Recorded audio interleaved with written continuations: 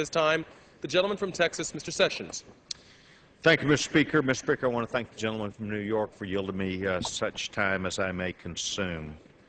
Mr. Speaker, I rise in opposition to this new record-breaking 65th and 66th closed rules being offered by this Democrat-led Congress under their anything-goes martial law, and to this process which can elevate politics over good policy and continues to produce legislation that even Senate Democrat Majority Leader Harry Reid has referred to as an attempt to snatch defeat from the jaws of victory.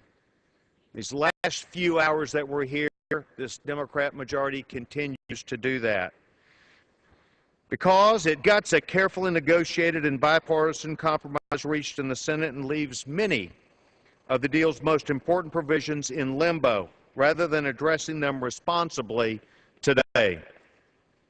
Earlier this week, the Senate passed a comprehensive tax expenditures package by an overwhelming and bipartisan vote of 92-3.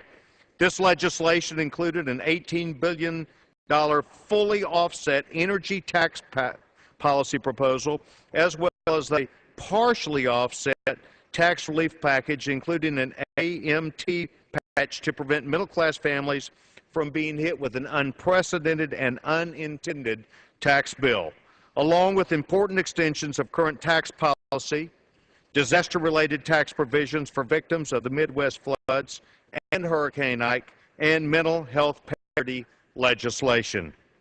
Understanding the delicate balance in this chamber, Democrat Majority Leader Harry Reid begged Speaker Pelosi not to send the Senate back a different bill, and he said because it won't pass, and that if the House messes with our package, it will die. But rather than heeding these dire warnings from their own party leader, this Democrat leadership has decided to chop the legislation up into a number of separate pieces, making substantive and negative changes to many of them to engage in a game of legislative chicken with the Senate, rather than doing the responsible thing excuse me, and making sure that important measures like help for victims of natural disaster and tax relief for middle-class families who are at risk of being unintentionally caught by tax created for the super wealthy, and fairness for our nation's rural schools are passed by this Congress before we leave town.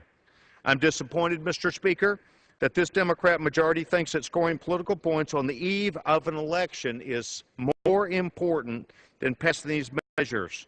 But unfortunately, this kind of political gamemanship has become all too common in what Speaker Pelosi once promised would be the most honest, open, and ethical Congress in history. This new Democrat House package, this new House Democrat package, just introduced as a legislative package at 5:30 this evening, includes much of the same legislative trickery the Democrats have already employed this week.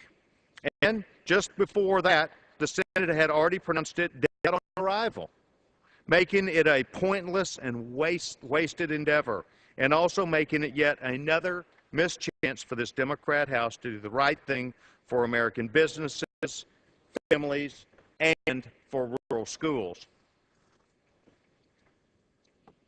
Since this legislation was just introduced, neither I nor most of my colleagues in the House know what is actually included in this legislation.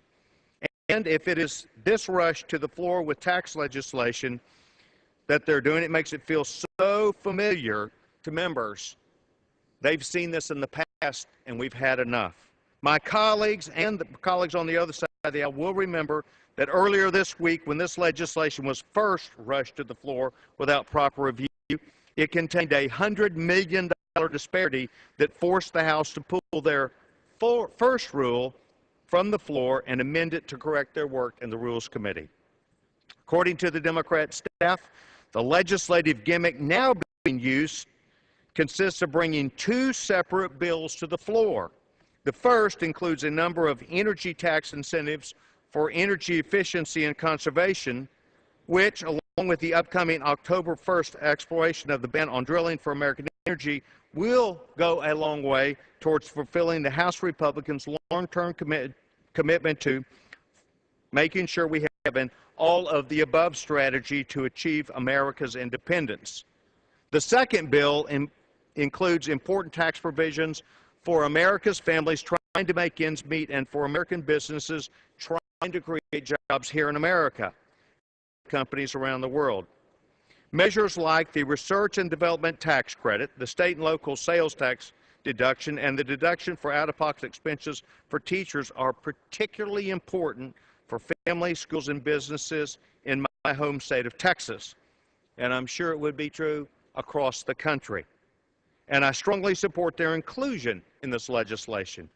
I do not support, however, the inclusions of measures to permanently raise taxes on the American economy during a time when the economic crisis is so great. To simply extend these, they could have simply extended tax policies which would give people more money back home.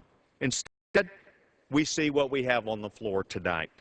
I ask all of my colleagues to vote with me to defeat this rule so that this House can end this political charade and cover vote for its vulnerable members and take up the better Senate option, which is already passed, to provide American families and businesses with the tax relief they deserve.